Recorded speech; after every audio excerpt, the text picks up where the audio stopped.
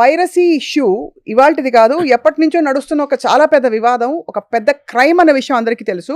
ఐబొమ్మ రవి పట్టుబడ్డాన్ని చాలామంది రకరకాలుగా మాట్లాడుకుంటున్నారు. చట్టం తన పని తాను చేసుకుపోతోంది. ఇంతకీ ఇంత పెద్ద నెట్వర్క్ ఆఫ్ క్రైమ్స్ ఎలా చేశాడు ఇమ్మాడి రవి అనే ఈ వ్యక్తి? అండ్ దీని వెనకుండే కారణాలేంటి? దీనికి మరి నిజంగా పరిష్కారం వస్తుందా? దీంతో పైరసీ ఆగిపోతుందా? ఈ ప్రశ్నలకి సమాధానం ఇవాళ. సో ఈ ఇష్యూ వినంగానే మీరు షాక్ అయ్యారా? The magnitude of the whole issue. I think it's because film industry connection ఉంది కాబట్టి obviously it will be highly publicized, but దీని వలన ఆగుతుందా అనేది separate question. And also I'm not very sure ఎలాంటి సెక్షన్స్ కింద తనని తీసుకున్నారు, దాని వ్యాలిడిటీ బియాండ్ ద పబ్లిసిటీ ఉందా లేదా అని కూడా I'm not very sure. But నాకు ఫ్యాసినేషన్ ఏంటంటే, apart from what he he's done, ఈ బ్యాచ్ అందరూ అండ్ తను హీరోలకు చేసి తన రాబిన్ హుడ్ గొప్ప డబ్బులు ఉన్న వాళ్ళ దగ్గర కొల్లగొట్టి పేదవాళ్ళకి ఇస్తాడు అన్న టోన్లో మాట్లాడుతున్నారు అందరూ. Whole internet is full of that. అంటే టోటల్ థింగ్ ఒక simple thing, it's a property. Film అనేది ప్రాపర్టీ. ఆ ప్రాపర్టీ ఎవరిదో, ప్రొడ్యూసర్ ఎవరో చేశారు, అది అతను తీసుకెళ్ళి వేరే వాళ్ళకి ఇచ్చాడు without the producers consent. In the context of that is technically A crime. కానీ ఇక్కడ ఏంటి, ఏ వెబ్సైట్లో వచ్చింది, అది ఎవరు పెట్టారు, ఎక్కడ హోస్ట్ చేశారు, ఎవరెవరు డైరెక్ట్గా ఇన్వాల్వ్ అయ్యి ఉన్నారు, ఇదంతా ఒక maze that will only happen in the investigation. ఏం చేయగలుగుతారు అనేది కరెక్ట్. ఇప్పుడు వీళ్ళు ఎంత కన్విక్షన్తో చెప్తున్నారంటే, ఇప్పుడు ఏంటి ఇక్కడ ఫస్ట్ మన వీడియో ఏం చూసాను నేను, మీరు టికెట్లు రేట్లు పెంచుతున్నారు, పాప్కార్న్ ఎక్కువగా అమ్ముతున్నారు, అదేమి చేయరు, ఐబొమ్మను ఎందుకు అరెస్ట్ చేస్తారు అంటే, see whole point of a free economy. ఇప్పుడు సినిమా అనేది, ఇప్పుడు 500 కోట్ల సినిమా, 5 కోట్ల సినిమా, 50 లక్షల సినిమా ఎలా మీరు సేమ్ మెజర్ చేస్తారు? సో మ్యానుఫ్యాక్చరర్ ఇప్పుడు ఈ కప్పు నేను తయారు చేసాను అనుకోండి, ఈ కప్పు నాకు 1000 రూపాయలు అని చెప్తా. Whether the consumer will feel it or not, it is his choice. అంతే కదా. ఏదైనా సరే మీరు ఇప్పుడు ప్యాంట్ ఉంది, maybe you might get it for 50,000 or 5,000. అది ది పర్పస్ ఆఫ్ దాంట్లో ఆడు బ్రాండ్ చేశాడా, ఆడేదో ఏదో ఆడు స్పెషాలిటీ అనుకున్నాడా, కొనేవాడు ఫీల్ అవుతున్నాడా లేదా అనేది, this is how the whole eco system works in the context. మీరు సినిమా ఒక్కదాన్ని ఐసోలేట్ చేసి, cinema also is made with money, made with effort, made with time, made with reputations.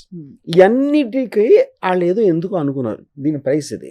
అప్పుడు ఆ ప్రైస్కి జనాలకు అది నచ్చలేదు అనుకోండి, చూడరు. ఇప్పుడు వీళ్ళ ఆర్గ్యుమెంట్ ఎలా ఉందంటే, బంగారం చాలా ఖరీదు, అందుకని బంగారు షూ ఎవరైనా దొంగిలిచ్చేస్తే ఆ దగ్గర తీసుకుందాం ఫ్రీగా, అంత ధర పెట్టాడు, అందుకని అది దొంగిలించడం కరెక్టే అన్నట్టు ఉంది. అలా వాళ్ళ బేసిక్ ఆర్గ్యుమెంట్ ఎవరెవరైతే సపోర్ట్ చేస్తున్నారు. Right. So I think, general bottom level, piracy is ఒక మనిషికి సహజంగా వాడికి కావాల్సిన బెస్ట్ చీపెస్ట్గా కోరుకుంటాడు. ఇప్పుడు ఆ రోజుల్లో, నేను వీడియో లైబ్రరీ ఉన్న రోజుల్లో VHS క్యాసెట్లో వచ్చేది, లేకపోతే తర్వాత CDలు ఇలాంటివన్నీ వచ్చాయి. సో ఫ్రీగా దొరుకుతుంది అనుకుంటే టెంప్ట్ అవునాడు అని కూడా ఉండడు ఫస్ట్. అవును. ఇక్కడ కాంప్లెక్సిటీ ఏమొస్తుందంటే, ఇప్పుడున్న దాంట్లో 100 కోట్లు రెమ్యునరేషన్స్ తీసుకుంటున్నారు, ఇన్ని కోట్లు అంటే ఇంటే మీకు ఒక క్రేజ్తో పాటు ఒక జలసీ పెరుగుతుంది.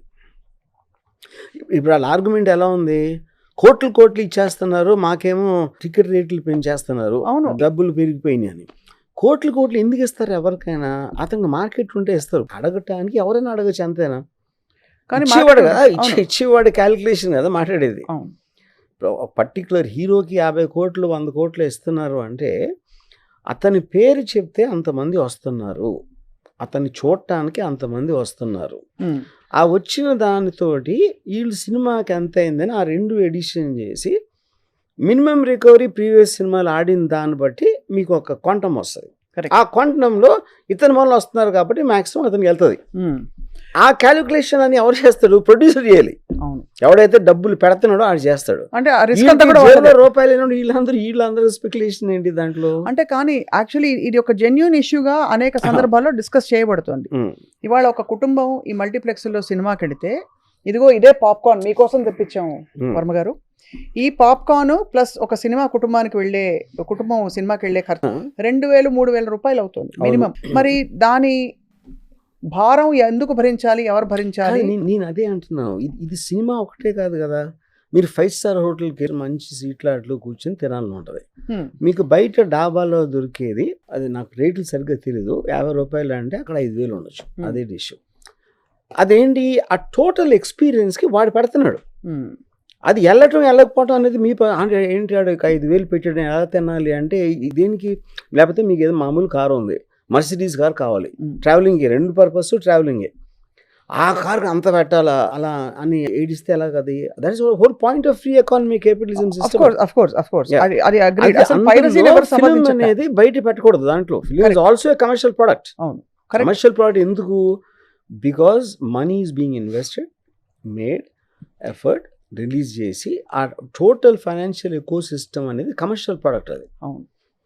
అది నాకు మంచి తిండి కావాలి, ఆ 5 స్టార్ హోటలే కావాలి, అంత మంచి అట్మాస్ఫియర్లో నేను కూర్చోవాలి, బిజినెస్ క్లాస్లో ట్రావెల్, అందరికీ ఉంటుంది అలాంటి ఆశలు. కరెక్ట్. అయితే పాయింట్ అగ్రీడ్. అయితే నా పాయింట్ ఒకటే, ఇప్పుడు రాబిన్ హుడ్ మంచివాడా కాదా, మనకి ఒక కాన్ఫ్లిక్ట్లో ఉన్నాం. కరెక్టా? మీరు మీ దృష్టిలో మంచివాడా కాదా? అలాగే పుష్పరాజ్, గ్రేట్ స్మగ్లర్ పుష్పరాజ్. ఇప్పుడు రాబిన్ హుడ్ కాంటెక్స్ట్ ఏంటి? గొప్పోళ్ళని చంపేసి వాళ్ళ దగ్గర డబ్బులు దోసుకుని బేదోళ్ళకి ఇస్తాడు. గొప్పోడు అవ్వటం వాడు నేరమా? అది ఇప్పుడు మనం ఆలోచించలా. గొప్పోడు అవ్వటానికి రీజన్ ఉంటుంది. ఇప్పుడు దీనికో more than anything else social ఆస్పెక్ట్లో కమ్యూనిజంలో ఏం చెప్తే అందరూ సమానమే, కానీ యాక్చువల్ రియాలిటీ అందరూ సమానం కాదు. అప్పుడు వాడి స్వార్థంతో వాడికి ఉన్న దానితో ఆడేదో ఎక్కువ కష్టపడ్డాడు, ఎక్కువ తెలివి ఉందో, ఎక్కువ ఏదో ఉంది, అన్నిటితో చేసి వాడు కూడా సంపాదించుకున్నాడు.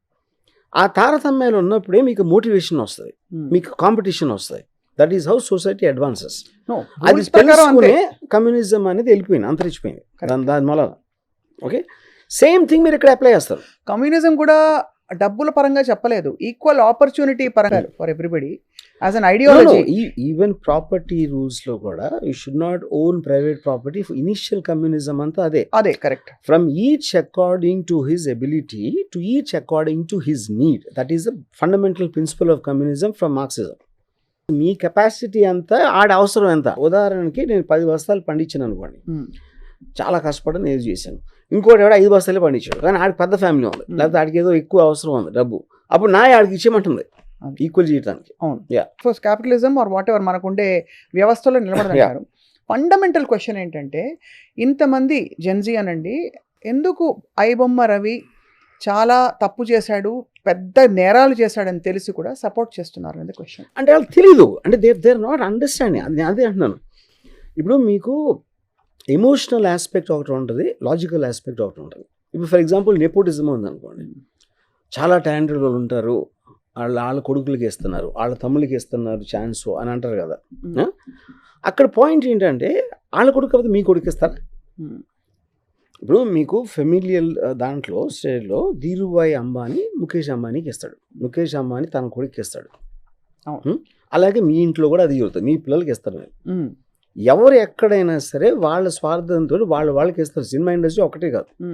ఇప్పుడు మీ ఎదురింటోడు కొడుకు, పక్కింటోడు కొడుకు, కానీ అప్పుడు టాలెంట్ ఎవరు గుర్తిస్తారు? చాలా మంది టాలెంట్ ఉన్నవాళ్ళు అంటే నువ్వు చెప్తావా? ఆ ఎవడైతే అన్నాడో వాడికి ఛాన్స్ ఇవ్వండి, డబ్బులు ఇచ్చి మన నెపోటిజం కిడ్తో తీద్దామా, లేకపోతే బయట చాలా టాలెంట్ అని నువ్వు తీస్తావా? తీయవు. మన జేబులో డబ్బులు పోనప్పుడు ఇష్టం వచ్చినట్టు బాగుతారు. This is a part of that. ఇప్పుడు ఎవరైతే ఒక సినిమా తీశారో పైరసీ మూలాన వాళ్ళకి వచ్చే నష్టం, వాడు పెట్టిన డబ్బు మర్చిపోతున్నారు, వాడుకున్న రిస్క్ మర్చిపోతున్నారు, ఇవన్నీ మర్చిపోయి పాప్కార్న్ ఎంత పమ్మారు, లేకపోతే టికెట్ రేట్లు అంత పెట్టారు అంటే అప్పుడేంటి మీరు 5 స్టార్ హోటల్ ఎందుకు కట్టాలి? కట్టకూడదు. లేకపోతే ఏదో ఎనీథింగ్. సుమన్ టీవీలో మీ పర్సనల్ అండ్ బిజినెస్ ప్రమోషన్స్ కోసం కింది నెంబర్కి కాంటాక్ట్ చేయండి.